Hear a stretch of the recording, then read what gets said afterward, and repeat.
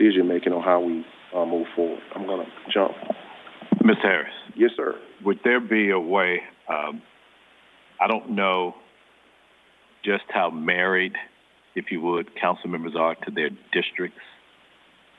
So it might be an easier sell to keep those numbers the same, even if we switch it up. So still have Councilman Ford having that area still 6.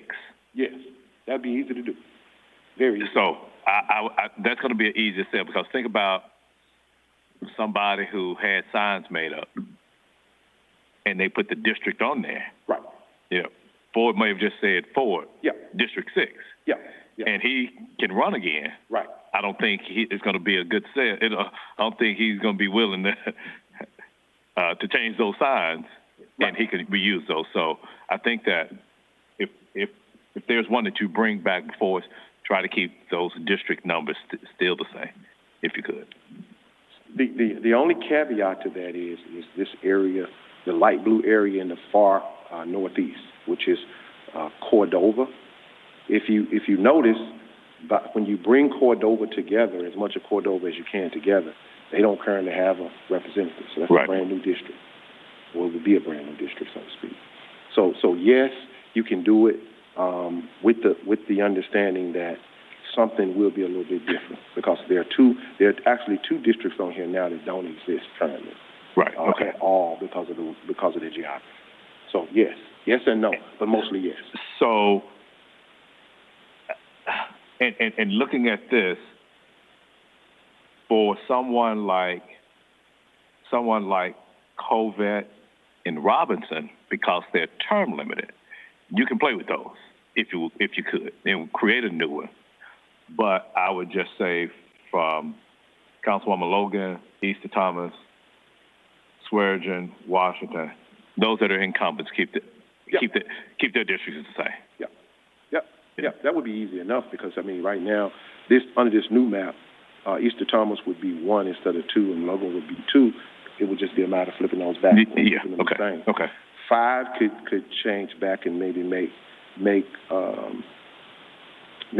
what now I'm calling 7 at far southeast. I could make that 3, because what's happening is 4 now is being combined with what part of 3 was, if that makes sense. And I'll take the cursor. Right. Yeah. The airport area. So, yeah, because you basically got 2 areas here that didn't really exist as a district. And those areas have basically been morphed into other areas to make up a district. So yes. And so, from a council consideration too, that first slide that you had is very instructive. Looking at those districts and seeing what the population is. Mm-hmm. Let me jump to that. Yeah. That's on the next page. So after each one of these, I've got the population. Now, no, I'm not talking about this one. I'm talking about the first page. Oh, the first page? Yeah. Oh, okay. Hold on a second. That right there is very instructive. Mm-hmm. That's something that, we as a council have never seen, but this part right here is very instructive. And it allows you to, I guess, come up with those numbers in order to get as closer to that 90,000. And I think if council members can see that. I got something I'm going to show y'all as a result of that. Now, on this one, there's a few, if you notice, I got just a little bit of caveat down here in the bottom that says, for presentation only. Because of scaling, there are some precincts that you don't see numbers in, but because of scaling, but they have numbers. But if you scale it up, you'll be able to see it. And I'll show it to y'all. Okay. I do have one quick question. Yes. I know we asked about this last time. I don't know if this is something that you may have this time. I do agree with Councilman Jones that this is very instructive. What I would like to see is each proposed map on top of this, like actually drawing the new districts. Is that something that's possible to do? Yeah. On top of the current city council district? So like for instance, the colors that you had on the previous one. Right, that mapped out. You'd like to see the precinct numbers inside the right. Yeah. Okay. So this is, again, radically different than what we have now. Still the same philosophy, and the population deviation meets the legal standard of 70%. All right. Plan 2 is a little bit different than that. What we did was we separated again District 6 and District 3, and District 3 now runs southeast back over this side, over to the east side. We tried again to consolidate much of downtown into the same district. So again, every proposal that I'm putting forward, I'm trying to put as many communities together as possible. Let me show you the current city council map. There's so many areas and communities that are disjoined. Now, because of population, because people don't live in Charleston, 90,443, you're going to have communities that have to come together to build up enough population to actually have a legal district. However, we should also seek to try to keep as many communities together as possible. And what I tried to do in most, if not all the proposal, is to put those communities back together when we could, when it was legally appropriate in terms of making sure that we had enough population and we met that population deviation standard, and not necessarily have this kind of stuff going on. Now, historically, the more, dancing around you do, you start to wonder if in fact or not that's been gerrymandered. In some cases it has, and in some cases it has not, because you're just trying to pick up population. But gerrymandering sometimes can be in the eye of the beholder. So, one, again, I'm not a lawyer and I don't play one on television. I say that all the time. Gerrymandering this stuff is not illegal as long as you're not gerrymandering for racial reasons. You can actually gerrymander for political reasons, but we don't have partisan elections in the city. So there may be a reason why we're stretching communities and having what appears to be a gerrymander. But what I said was, well, forget what we got. What can we do to try to keep communities together and still meet that standard? And as you can see, I'm showing you can do that and still stay within the legal population deviation standards. All right, let's go on to the next map. This one is a little bit different from the current map, the current city council map. But again, I'm still trying to pull communities together. Some of them are going to look funnier than others because of population. The shapes of the districts have more to do with the shapes of the precincts than they do about anything, than anything that the people that draw these maps have anything to do with. Again, there are several ways you can make up a district. You can make it up through precincts, which is the easiest, most sane way. You can do it through census tracts, and you can do it through blocks. And I explain about that at the end. But the shapes are going to be the shapes because of the way the precincts are drawn. That's really tough because I had a council person ask, well, why is Cooper Young not together? And I'm going to show y'all something in just a second, where we were able to put that back together.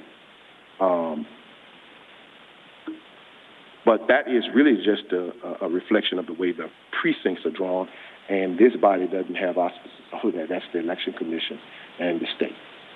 So here we bring in as much of Midtown together on this side as we can, and try to bring together the Poplar Corridor as much as possible. We keep most of what kind of is District 4 now, with the exception of a few precincts, the same. We do stretch District 6 out just a little bit, again, trying to keep as many people together as possible. It's so many people living between here and here that you can't have a district that runs all the way over, but you can actually have some cutoff points here and there. And then, of course, District 3 currently supports part of Southeast Memphis, and it's going over here. Again, in this scenario, we're still trying to keep as much of what's Cordova together. The biggest radical change to this one is where we're also keeping what's considered District 1 now, Ronnie Logan's district, Councilwoman Ronnie Logan, on this side of the expressway. Rather than it snaking all the way out to the line where Eads is, we're trying to keep that on the Raleigh side as much as possible. Now, that means we've got to stretch down into Midtown to pick up population, or near Midtown, but that's solely to basically keep this district on this side and keep as much of this community together as possible. Yes, we're having to bring in communities that are not part of the Raleigh area, but Cordova wasn't part of the Raleigh area either, and on the current map, it snakes all the way out there anyway. This is just, to me, a cleaner way to combine communities. Question. Yes, ma'am. Looking at this map, and I know in some of the previous meetings we were talking about when looking at the way that the lines are drawn. Just a little bit on. Yeah. In one of the previous meetings we discussed when you look at the maps and the way that they're drawn, you look for kind of these odd-shaped kind of ways that neighborhoods are split up by precinct or district. And so when I look down at what's on this map, it would be District 6 right there. Up there, it looks kind of purple. On the sheet I have over here, it's kind of pink.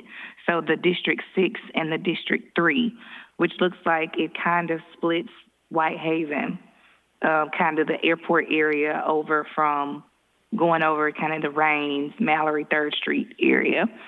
What would kind of be the reason or explanation for such an odd-shaped district there, with three odd-shaped districts down there at the bottom? So so this is one scenario in which you preserve District 3 and you try to put as much as, and you're going to see another scenario where it does opposite. I'm going to show you that in a minute.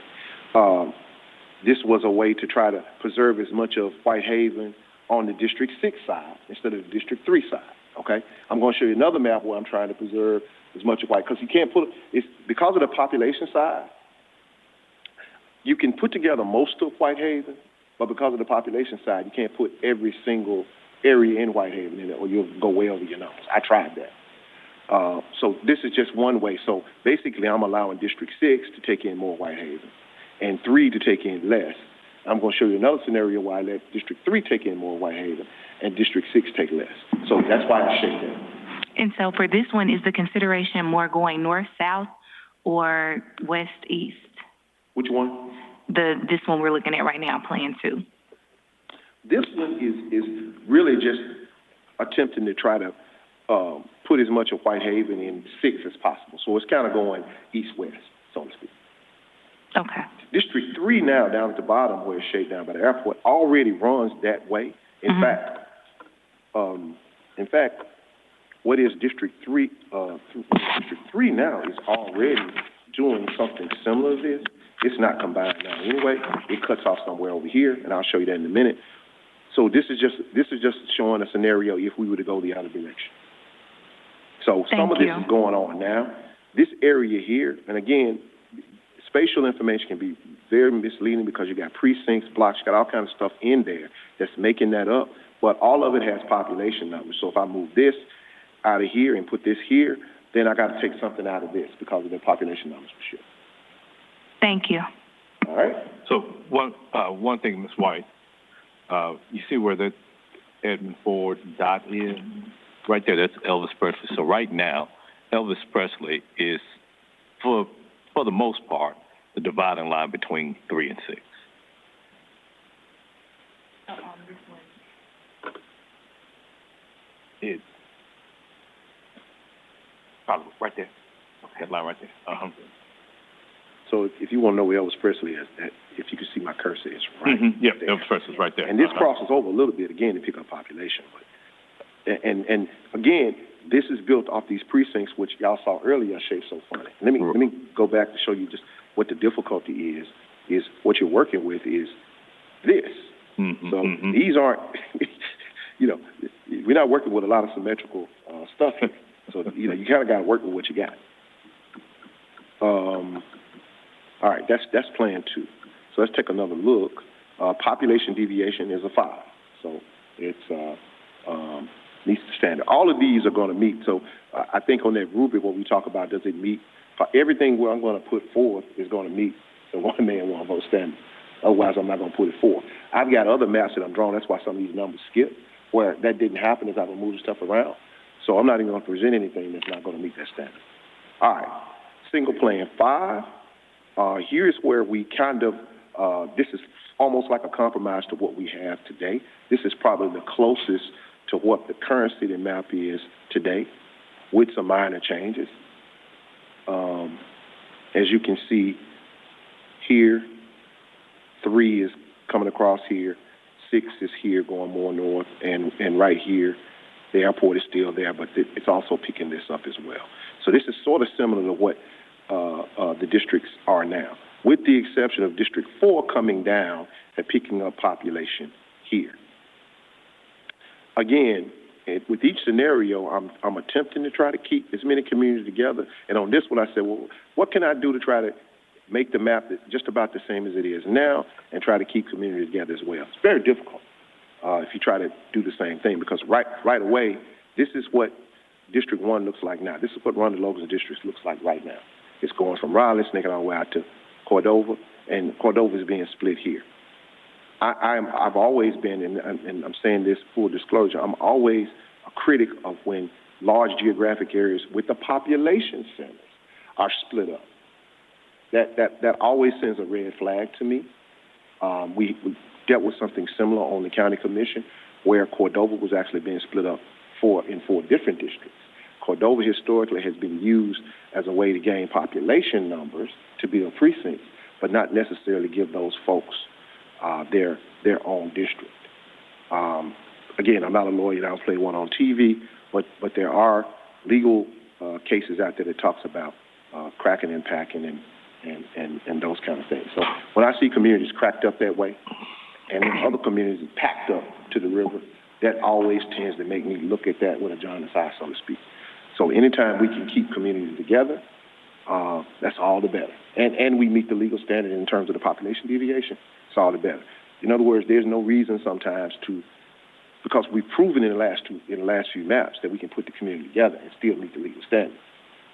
So there's no reason to crack them up that way if you can do it another way and still meet the legal standard. Now, historically, you might not have had the population center like in the county, having the population center to be able to meet the standard.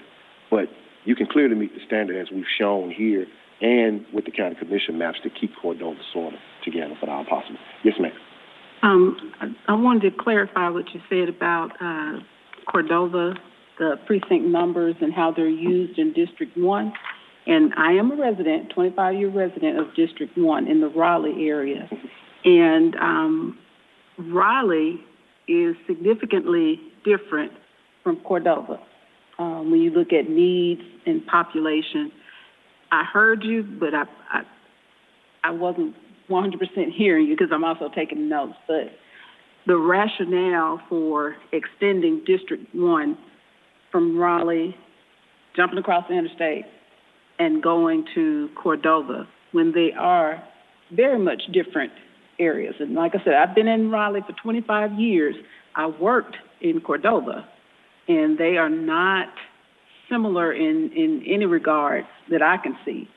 So why would that jump happen? Well, but I'm sorry to jump in, but that's sort of how it is now. Right. And so what I think that, and Ms. Harris, I would think that if you're presenting this to council, how we start off would be this one, because it's the most similar to where we are right now. But I'm one to make the argument, although Cordova and Raleigh are Super District 9, I want to make the argument that you probably will want to have one representative. You shouldn't have areas where you have the population where they have to deal with two council members. Mm-hmm. Now, for Super District 8, where we're set up right now, I've heard that from downtown. So whether you're in South Bluff or Harbortown, the issues of downtown are somewhat similar, but they have two council members. And what I've heard from them is that we would rather have one council member. And so I would recommend we present this one first because this is most similar to what we have right now. But then we go and have the discussion. Look, Raleigh, Cordova, different needs. Let's have, and because this is where we are right now, let's have that discussion about having, as large as Cordova is geographically, as large as Cordova is population-wise, give them one representative. Because that representative would be able to keep that neighborhood together as opposed to splitting it.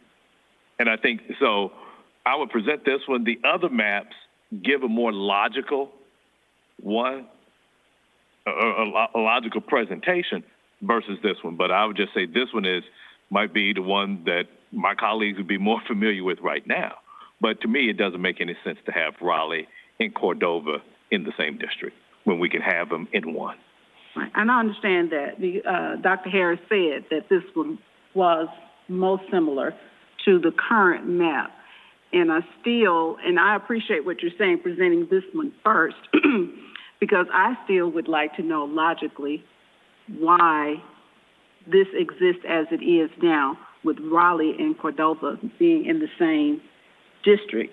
And like I said, I think I heard you, but I wasn't 100% sure.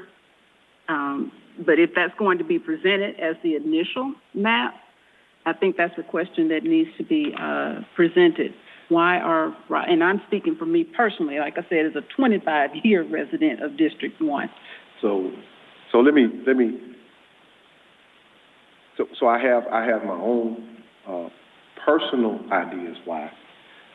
I'll keep those personal ideas to myself, and I'll just deal with the data as it is presented.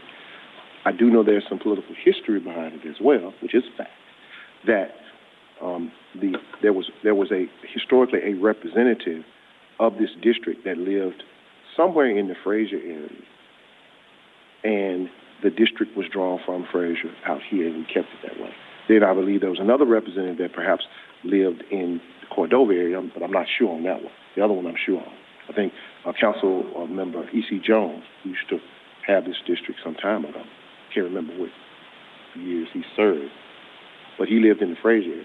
And so this map or this district stretched out to this way to pick up population. That's one of the reasons why I say I'm a critic of any time we stretch neighborhoods to pick up population and take other areas and split them up so that you can build a district. And I'll say this quite frankly, we shouldn't be building districts off the back of other communities when those communities can be legally combined into their own district. So I'm answering your question, but I'm not answering your question. But I do know there's some history why. I know E.C. Jones lived in the Fraser area, and I do know this thing stretched out here, and we've sort of kept it that way. I think at one committee meeting, Council Chairman Jones brought up the fact that except for a little bit of biting around the edges, this map hadn't really changed much in 20 plus years. And maybe there was a reason why that was the case. I'm not going to knock what happened in the past, but I'm only showing and illustrating that you don't have to do it that way, and it's still a legal map, and you still have a population deviation before 10%. It's still one man, one vote. You're not running into anything about voter dilution, and you're also keeping communities of interest together. All of that stuff, that rubric that I have, that I sort of followed that, and let the politics of the moment be doggone, for lack of a better phrase. So that's how I would answer that question. Thank you. I have one question. Because I don't know if it's 5 total, but I know we've gone over 3 different ones, 1, 3, and 5. Is that right? 1, 2. 1, 2, and 5. Mm-hmm. Of the ones that we have in front of us now, and I know you're not retained as an expert or anything, you're just part of our mapping committee, but of the ones that you presented right now, which one do you believe the closest as possible keeps communities of similar interests together while also maintaining the proper all of them maintain the proper deviation. Right. But which one do you believe most closely represents keeping communities of similar interests together while also addressing the concerns? I've got one more. Honestly, the most of having one. Well, hold on, because it's the second part to this. The most radical one, with the exception of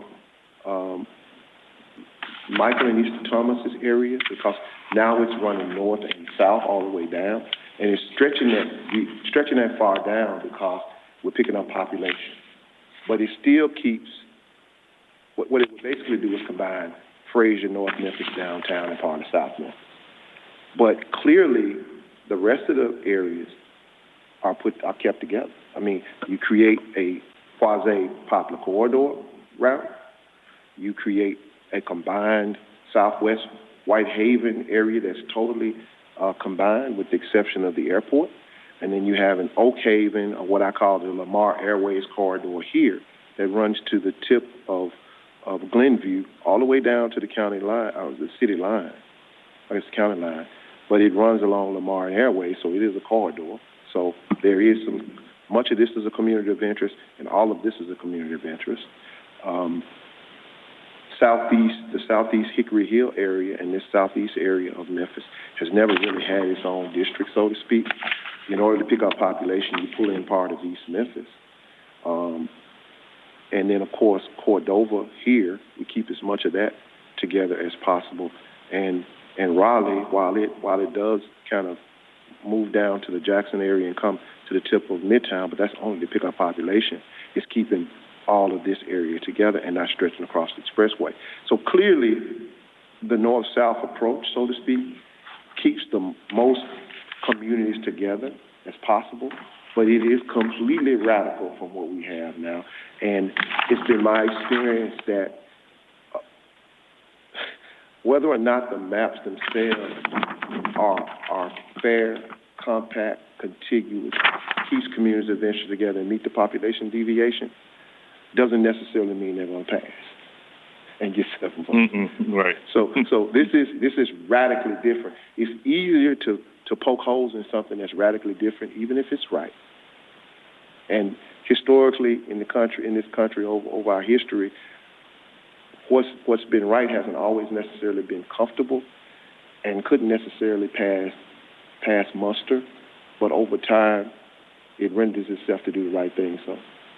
So to answer your question in one answer, single plan one, but it's the most radical. And in my humble opinion, it probably wouldn't pass this body because it's so radically different. But, well, can you go back to the second one then, the one after this? Yep. Okay. So this one too, though, keeps downtown as one. Yep. Keeps Cordova as one. And keeps much of Raleigh together right. as possible. It combines as much of Midtown as I can to meet the population standard. But I still had that little tricky thing down on the Whitehaven side. Right. But I'm not finished. Because after the meeting the other day, and I've been frantic, that's why we're not going to be here 3 hours a day. I've done a lot of homework already. I was able to go back and take the concerns of Dr. Warren and Councilwoman Robinson and others to basically gel a map of 2 and 5 with some of the changes that they thought. Because at the time, I knew it would be difficult to do it and basically keep them in the precincts, but I did something different. I'm going to show y'all that in a second. Okay, cool, thanks. Fact. Let me show y'all that now before I go on to the super district, if you don't mind. And I don't have it in this PowerPoint, so I'm going to have to bring it up here. All right, can y'all see that? Faintly. My knowledge. So what I'm going to do is go through sections of this. Areas and sections. Number 6. Yeah, this is Plan 6. So it's going to be harder to see because I added more stuff to it. I actually added the streets, and I got a background map on it. And so it's going to be harder to see, but I'm going to go through each section if y'all don't mind. All right. So on this map, most of downtown is now combined, and it preserves the district that Councilwoman Easter Thomas has now, and it also combines much, if not all, of downtown. District 6 moves up and is more of a southwest, kind of going into Midtown district. Again, we had to go up to pick up population. We went up just a little north and picked up maybe one precinct here near Midtown. Okay? But what is considered South Bluff and what is the river, everything downtown is in there now, with the exception of maybe one precinct here because of population. Could put it all in one. The concerns of Councilwoman Robinson of Whitehaven. So what we did was, before I put as much of Whitehaven in District 6 as possible, but that caused problems on the flip side. On this one, I put a little bit more of District 3 in, and I basically moved blocks instead of I can bring this up also, Councilman Jones. Yeah, on this one I can bring it up. You can see the street. That's why it's hard to see because I got more information in there. Okay. So what we did here is we allowed District 3, everything west, because right now everything west of Elvis Presley, everything east of Elvis Presley is not in District 3. So here we put everything west of Elvis Presley up to Winchester in 3. So that cleaned that up a little bit. But in order to do that, I had to move blocks instead of precincts in order to put that together. So this precinct may end up splitting. You know, I might get some heat from the election commission, might not like that too much. But it's actually more sensible to keep everything as much as possible on this side here. And then over here, I'm picking up population. I had to pick up blocks here to get the population up. But it keeps what's considered central Whitehaven together, and it's in District 3. But it also preserves District 6 into more of a south central district, okay? And you're not splitting as much of Whitehaven up in this map. All right, in order to be able to have population and not be over in 3 and under in 6, I did let a part of this area come into 6, which didn't necessarily mess up the integrity of the map. One might ask why you didn't leave this in 3. Well, the population numbers wouldn't work, it would have gone on. So this was a better balance. And District 3 now sort of runs the way it does now, currently under the current city council map. The only difference is I was able to keep more of everything east of Elvis Presley, at least up until the airport in District 3. All right. There was a question from Dr. Warren about the Cooper Young area. Anybody that knows this, and I was talking to Dr. Blumenthal a minute ago about that before we started, the precinct is a funny shaped kind of precinct. So maybe I want to say, I don't know how many blocks, but there's a part of Cooper Young that's actually in the Glenview district, and it cuts it off from the rest of Cooper Young. So when you're trying to draw a district, people ask, well, why is part of Cooper Young not in that district? That's why. So what I did was I moved blocks instead of precincts. I split that precinct to put everybody in Cooper Young together, which is more sensible. But again, the precincts disallow us from doing a lot of this when we're doing it only by precincts. Which one is this we're looking at now? This is this area here. But I mean, which map is it? Is this the map that's in front of us? This is single district 6, and this is basically a combination of 2 and 5. Current 2 and 5. No, the proposed 2 and 5. The ones that I showed a minute ago. So after I presented those and I had those questions, map 1, the one we talked about a minute ago, that was the most radical map. It was going to be extremely hard to meet the concerns of the council members and the committee members on that because it was too radical. It was way different than what we're doing now. Mm-hmm. So I took 2 and 5 and I looked at those and I was able to come up with a hybrid, so to speak, and call it 6 that met the concern. So it put Whitehaven back, and or at least everything on east of Elvis Presley up to Winchester back in 3. And it also put Cooper Young together in 1 district, and it brought more of Midtown, this area, in together. Obviously, because of population and because of the popular corridor and Midtown being so big, it's hard to put all of it in there, but we were able to get most of Midtown in there. This was a question from Dr. Warren, and certainly Cooper Young back in 5. So all of Cooper Young under this scenario would be in 5, and I'm sure that would make those people happy. And also the central part of Midtown in there, going down to Central University of Memphis all the way out to the popular corridor.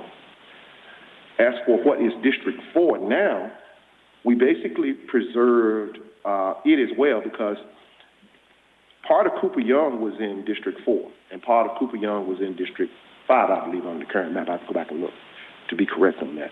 But in this way, Cooper Young is preserved as its area in 5. Glenview is in 4, and we kept, I believe, just a piece of the Coliseum in there. But for the most part, 4 is just about the same as it was, with the exception of a few precincts here and there. What street is that over to makes up the west part of 4? The west part of what? Of 4. What? The west part of 4, to the left. What street is that? West part of 4, here? Yeah, right there, that street. This street, I want to say this is 3rd Street. I'm talking about the dark street. Oh, that's interstate. Oh, that's the interstate, I'm sorry. Okay. Yeah, that's the interstate there. And is that where the line would be drawn? Yeah, well, I think this is the way it comes now. I think this district comes over this way now already. I think. I'll see if I can look at it. No, it does. Yeah. So that's not anything different than the current map, with the exception of a few precincts here and there. So the biggest change to 4 is that it shaded Cooper Young so that Cooper Young could stay together and be part of District 5. And it was able to preserve most of its areas, and maybe a precinct here or there changed, but not anything really radical. And of course, let me go up here. Let's look at downtown. I'm going to try to blow that up just a little bit more so you can see it better.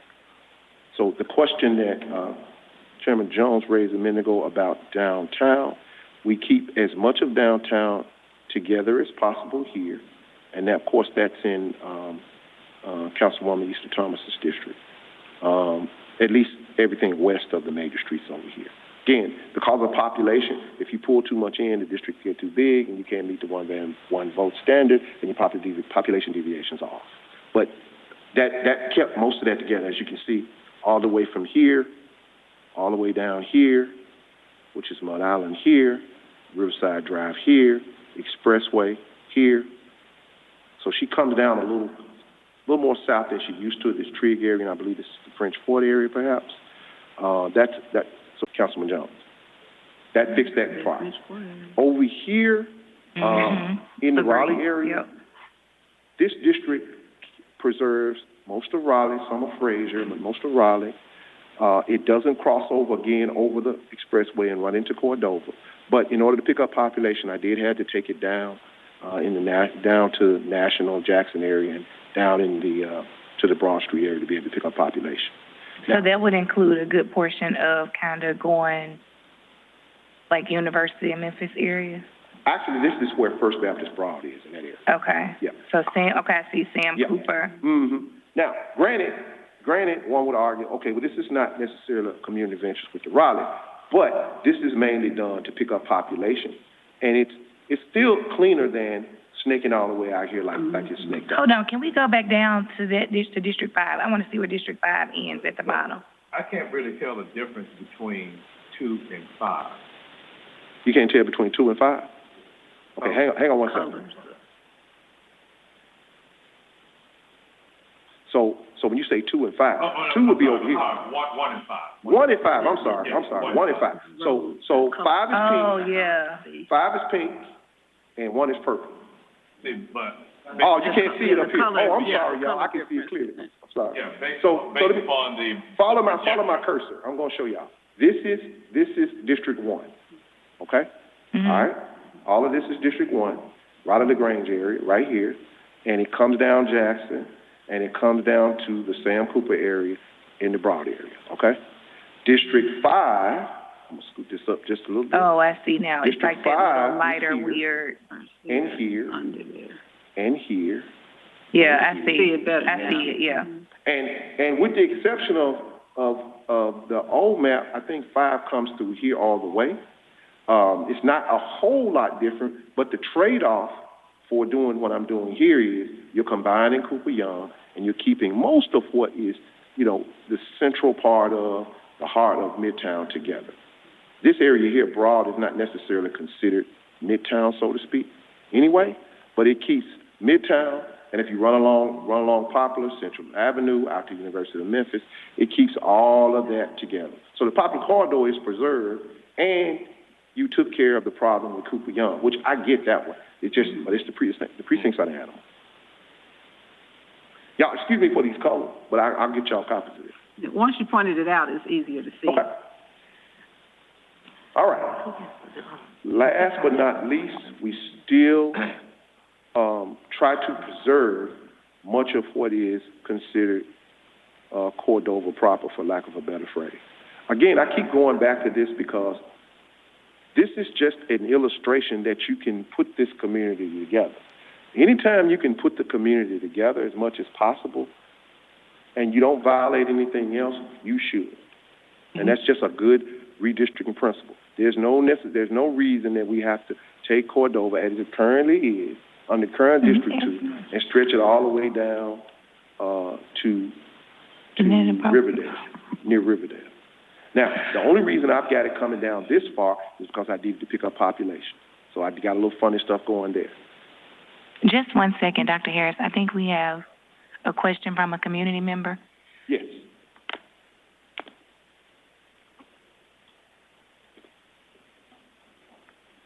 Would you please state your name and address and state your question? All right, Greg Blumenthal, 475 South Perkins. And my question is actually more general. The question is, we throw around the terms neighborhood and community, and these are very, very important terms, obviously, but they seem, there's a question in my mind as to how we define those. Do these terms have a geographic reality, or are they self-identifying such that two people in the same house may consider themselves to be in different neighborhoods or communities? Or is this just kind of an I know it when I see it, so that we just have to guess and giggle as to what a community or neighborhood is? That's my question. I'm not expecting an answer today, but I think that it's something that needs to be thought about as we are talking about putting together neighborhoods and communities. We may or may not be trying to put together things that don't exist. I'll take a stab at it, at least my humble opinion. I think the question that you raised, I think I would say all of the above. It's, you know it when you see it, kind of.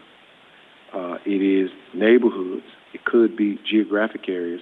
Well, for example, if you live on Dexter, or if you live on Timber Creek Drive, or if you live on North Sanger, and if somebody asks you where do you live, you're going to say Cordova. So that's kind of part of the answer is you kind of see it when you know it. And if, in fact, you say you live here, again, I picked up this Kirby area because I needed population, you probably would say something else. So it's part in the eye of the beholder, it's part geography, it's part economics, it's part culture, it's part race, and it's part political, it's part a lot of stuff. But I think the biggest answer would be you sort of know it when you see it, and if you get an opportunity to bring together a geographic area and you can do it in a way that doesn't upset the community, then I think it's appropriate. Now, if for example, the North Sanger people don't have any problem having a district that runs all the way down to Riverdale, then that's fine. That's fine and appropriate. But here, what I'm trying to do here is, and I guess my goal and I guess my philosophy is, if you can bring communities together geographically, now I'm just dealing with geography and population. First population, because that's what we got to do legally, and then geography, and then if we meet the legal standard and we meet the geography standard, then we probably have done a pretty good job. It's not going to make everybody happy, because no district is going to make everybody happy. But I think you will make the most people happy by taking that approach. So I would answer it all of the above. Okay, I'm sorry. No, go ahead. I was going to say thank you, Dr. Blumenthal. It's a great question, and Dr. Harris was a great response. What I would ask you, Dr. Blumenthal, is from that question, were there some clarifiers or definitions that you believe we need to take into consideration when we consider neighborhoods of like interest or communities in developing these maps? are there some criteria that you already have in mind that we need to consider? In my experience working with, in particular, the Memphis Poverty Fact Sheet, one of the geographic lines that seems to resonate very well is zip code. When people talk about their neighborhood, if they're not using the name of the neighborhood, they're using zip code. And within zip code, there in Memphis, there tends to be a very, very strong identifiability of the character of the population by the zip code. And yes, Memphis is deeply, deeply, deeply, deeply segregated by race and by socioeconomic considerations and by age. And a lot of that can be seen in the zip codes. And I'm sure that the precincts that we have do not respect those zip codes. Right. But I think that as we are looking through this, perhaps we ought to look at maybe some of how those zip codes get distributed as kind of a surrogate for neighborhoods, because that the zip codes have real geographic reality and can be put on a map, and people can look at their mail and see what zip code they're in. And there's no question about that. And that's a nice kind of objective way that might help solve some of these, where is this neighborhood, where is this neighborhood not?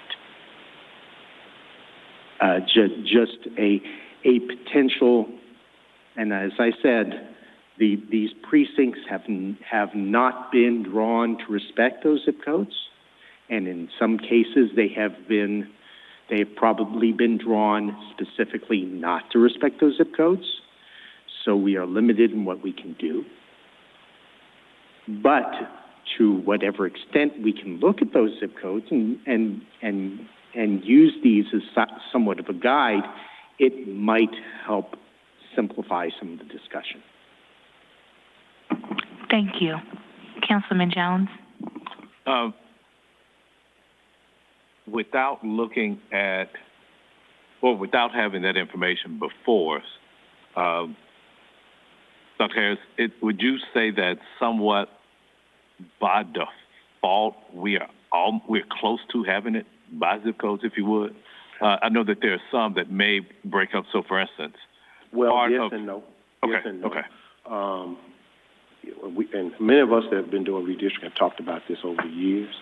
And as Dr. Blumenthal said a minute ago, as Greg mentioned a minute ago, the precincts preclude us from doing a lot of stuff because of the way they're shaped and their population size. Because if you look at them, and we showed them to you, you got all these funny lines, not very symmetrical in a lot of areas. Small areas have a lot of people in them, and then you see bigger geographic areas that don't have any people in it. Mm-hmm. And so those represent some zip codes, but they don't necessarily follow the zip code, so to speak. So we're kind of stuck. So I think I mentioned the other day in another meeting what people really want, and I was corrected by Dr. Warren after the meeting. I mentioned that what people really want are community center districts, because that's what you hear. You hear it from people from downtown. I hear from people saying they want Whitehaven. People in Midtown said they want it. But then I also hear people saying that we ought to keep big districts. So I really don't. I'm not going to say I'm an expert on that, but generally speaking, most of the people that I know would like to keep government closer to them. In order to do that, you'd have to have a different structure. I know we've used the word, the dirty word of single-member districts in this meeting. That's not anything we can tackle right now. But community districts or community-centered districting could be an approach. those districts would look radically different. They look much different than what we have now. And the fact that we're running out of a whole lot of time to go through that exercise and to get it approved, because I think there's a sales pitch that has to be made, and there's a engagement of the community to bring them on board so they can put pressure to move in that direction. I don't think we have time, but it's certainly something that we should be addressing. But to answer your question about, and are we doing this sort of what I'm doing now, I'm doing as close to it as I can do with the time that I have now, and mostly with the political reality that we face right now. So, thank you.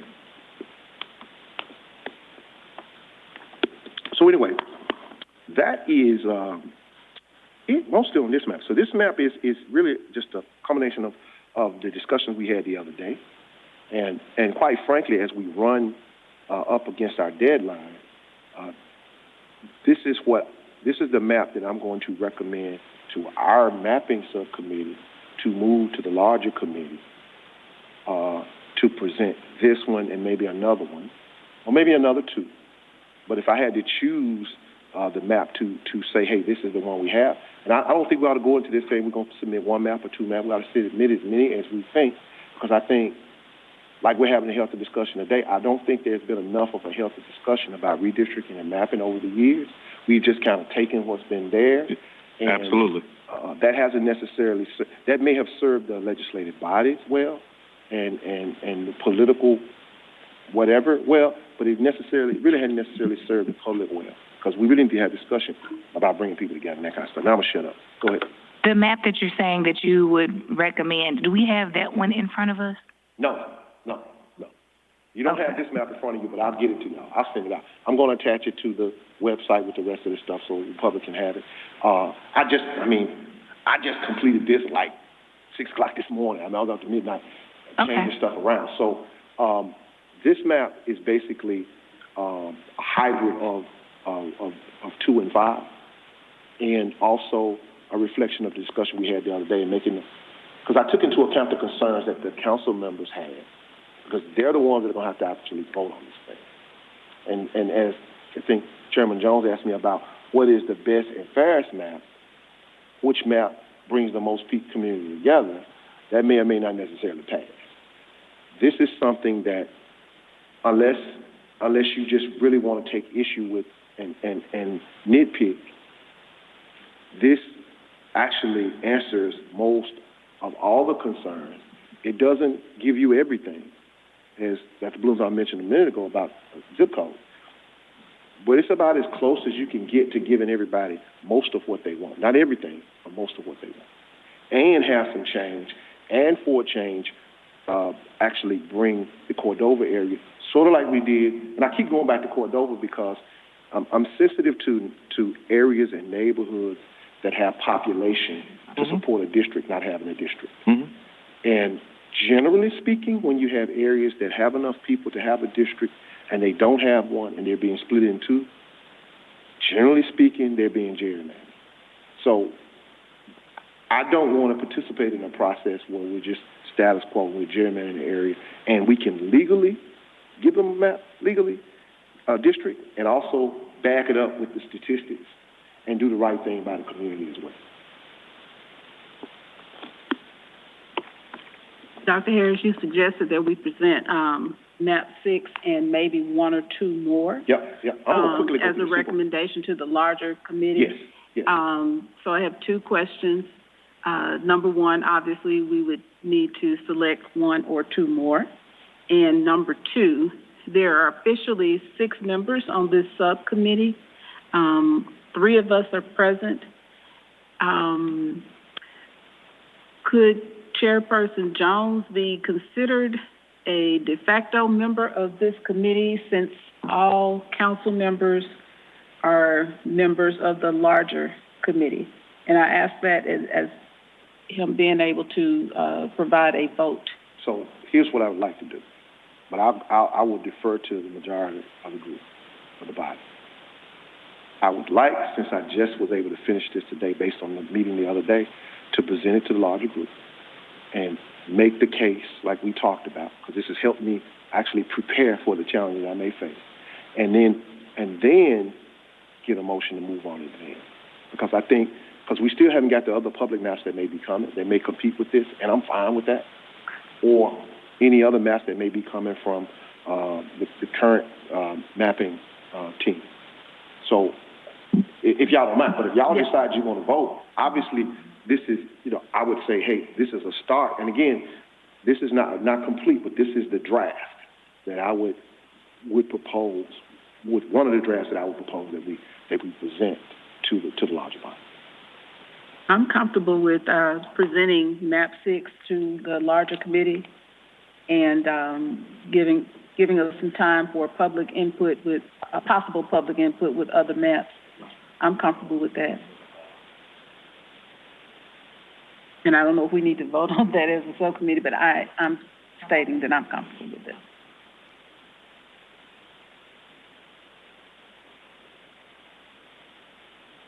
Okay. All right. Let me do the super district map. I don't have two of those real quick. Let me pull those up.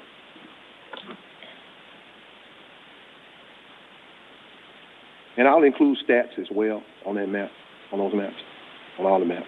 The stats for the others are already in your packet. All right, so this is Super District 1, Plan 1, that I presented the other day. And I had it on PowerPoint, and so I couldn't scale it like I'm going to be able to scale it today. So, wait 1 second to kind of move that up. Can y'all see that? Okay, I'll scale it back a little bit. So here, and I don't have the current super district map. I see that it's overlaid on the council map, but I'm familiar with it. We know we've lost some population in the city. We know there are some demographic shifts that have occurred over the years. And this is sort of an in-between compromise, so to speak. So I'll say the difference between this one and the current one. And I may be able to hang on 1 second. I may be able to bring up the current lines, but I don't have the map in front of me. So let me do this. Can y'all see that? Okay, I think I can make that bigger so you can see the lines for 9 and 8. It's really kind of confusing, but I tell you what, let me just present what I have, and we'll get the current map, because right now we're trying to work on changing it. So I'll just discuss what we're changing, or looking to change, or presenting to change. All right. So in the current super district map that we have today, Super District 9 is taking in part of Raleigh and maybe a piece of Fraser and coming up this way. Super District 9 is. And I said, well, why do we have to do that? So again, I'm starting with a fresh look. What if we didn't do that? What if we let these communities stay together? Again, going back to my theme. And we let as many of the communities on the western side of the city stay together. I know there's a question about the consent decree. I don't want to deal with the legalities of it, but generally speaking, you want to have half and half of the city. So roughly 300,000 plus people will be in each super district. And so it was split up appropriately. The problem you have with being able to split it up and still be able to keep the makeup in terms of demographics that won't create a big fuss is delicately the way you move through the precinct. So what do I mean by that? If I just split the city in half, if I just start going left to right, all right, west to east, then the maps would look, I guess you could say, radically different. So here I kept Raleigh and all of that together, and I didn't let Super 9 come up there. I kept it in 8. On this side, I had Super 9 to come down on the south side of the area. All of this is the same with the exception of this. The Cordova area is coming out, going up, all the way up into Fraser on the current map. On this map, I said, well, forget that. Let's just keep these communities together in Super 8 and move around. Part of the difficulty of doing this is you still got to pick up population, but you could theoretically draw a 50% Super 9 and never come over here. Obviously, there are political considerations in toward getting this map passed, and while we're not legally required to take into consideration the current members on the body, and that came up the other day, obviously I don't want to draw somebody out of their district. So what am I saying? Bluntly, I don't necessarily need to have to come all the way to Midtown to be able to have enough population to have Super 9. But to try to keep the population balance and demographic balance of 9, then you can stretch it out here. And this is similar to what it is now. It's a little different, but it goes up here. So this is just kind of a different look. Fraser and Raleigh stays together, and 9 comes down further to the south here. All right, let me go on to the next one. Y'all see. So any questions on this one thus far? The super districts are a real issue and question. I suspect we're going to get a lot of pushback either way on these, but we'll just let the process run its course. All right, the second one is Super District Plan 3. On this one, we're going north. I'm sorry, y'all.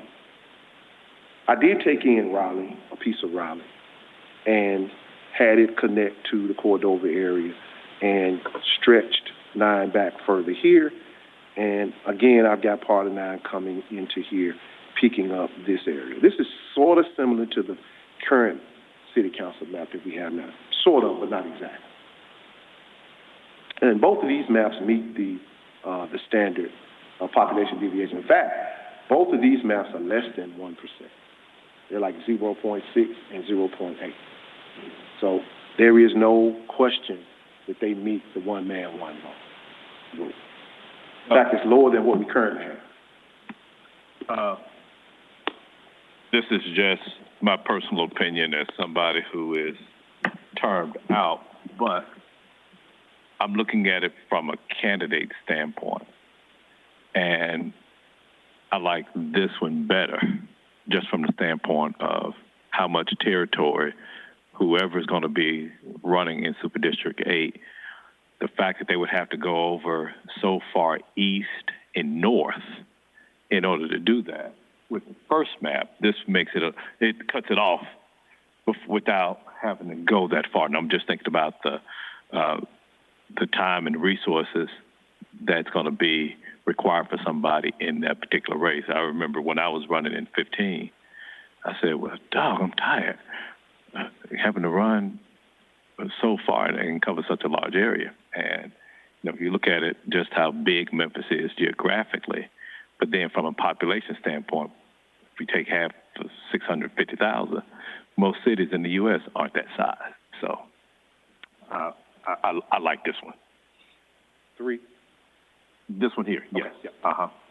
And this one also, I believe, clears up some concern that I think Mr. Bleckenberg had the other day about the Hispanic community.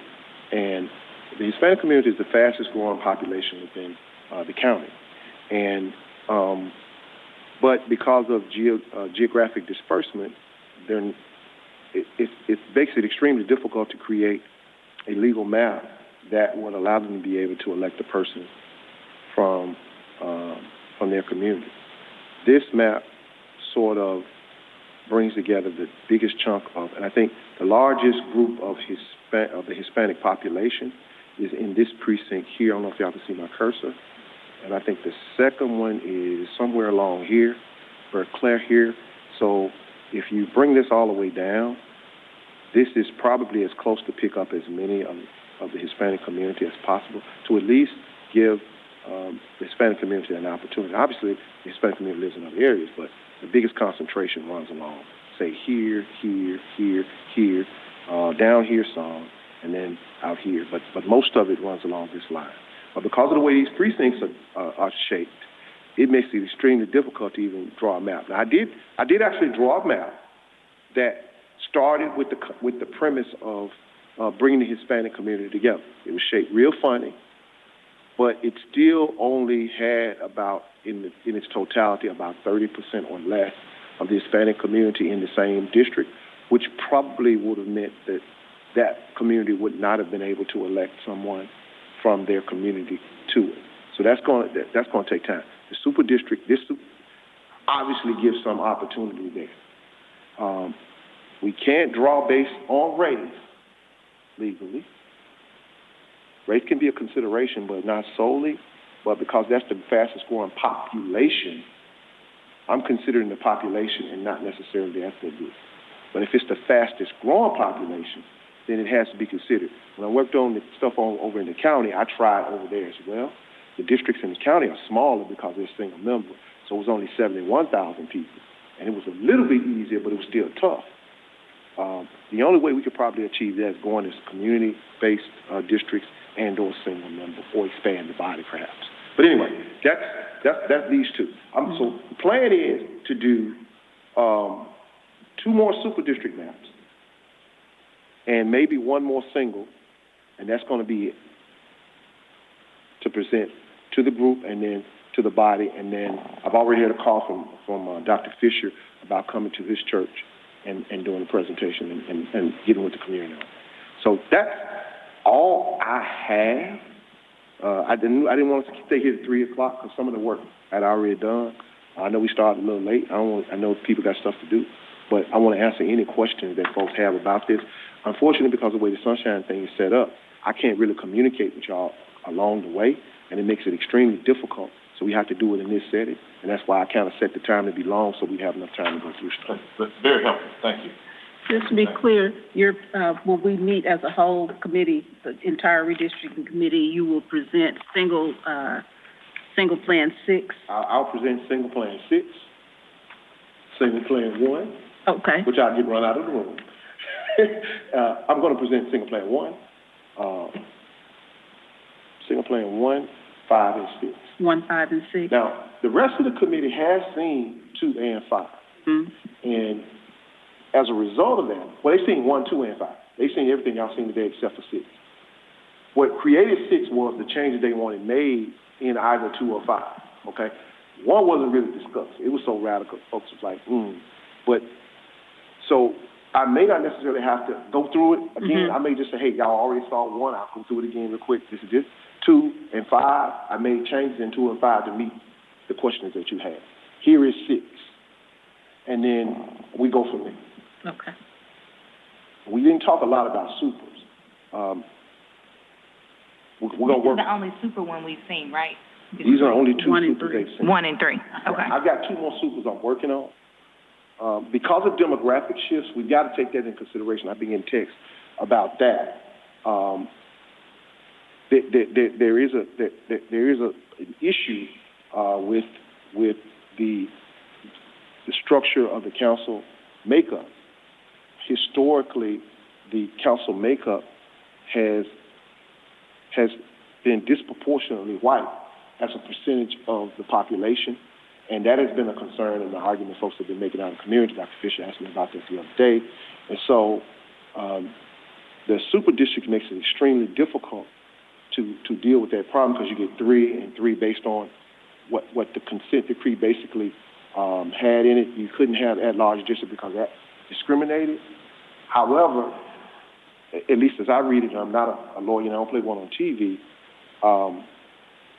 the super districts could, over time, essentially do the same thing if population shifts, de-annexation, and demographics are not necessarily taken into consideration. So I'm trying to be careful with the language I use here.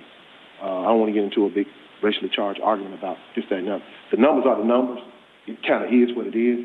And so we're going to try to address that in the next 2 super district maps that I present. One other thing I wanted to point out, is it all for your presentation, Dr. Harris? That's all, folks. Thank you so much. That's been very helpful.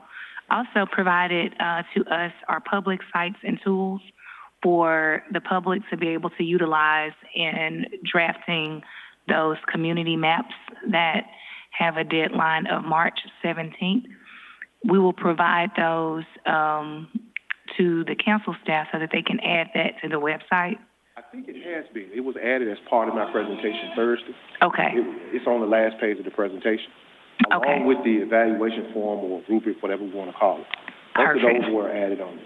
So those are on the website now? They're on the website. The presentation was on the website. So for any community members that want to submit maps by March 17th, we've also included public sites and tools for the public to use to assist them in developing those maps. Are there any other matters that we need to take up today?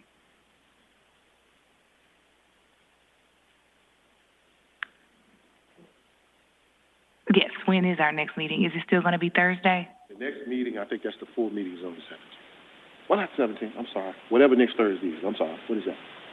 16th. Yeah.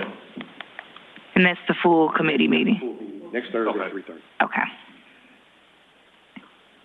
I do have a question. It might need to come up in the full meeting, but it's relevant for me at least now. I have not been able to attend every meeting due to health issues, but I've tried to be here, and when I'm not here, I watch on YouTube so that I can bring any questions or concerns that I might have. My concern is this.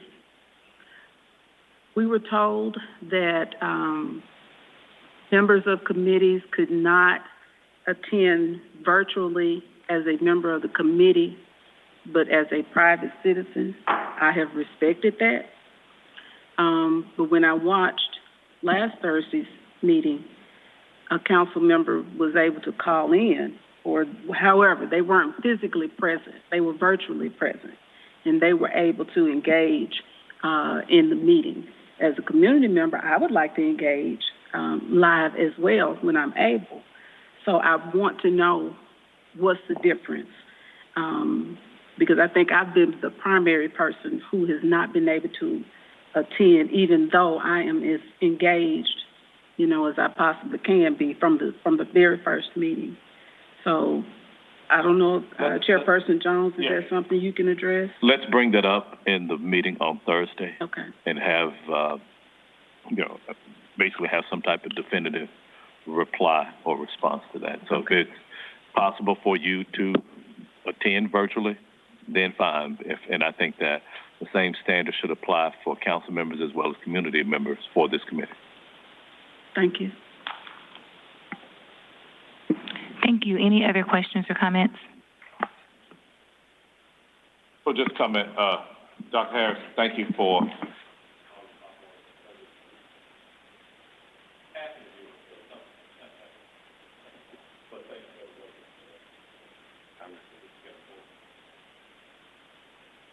All right. Do we have a motion to adjourn the meeting? So moved. Second? Second. All those in favor? Aye. All those opposed? Meeting adjourned at 2:19 p.m.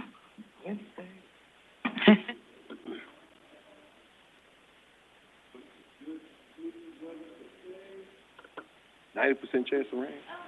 I know.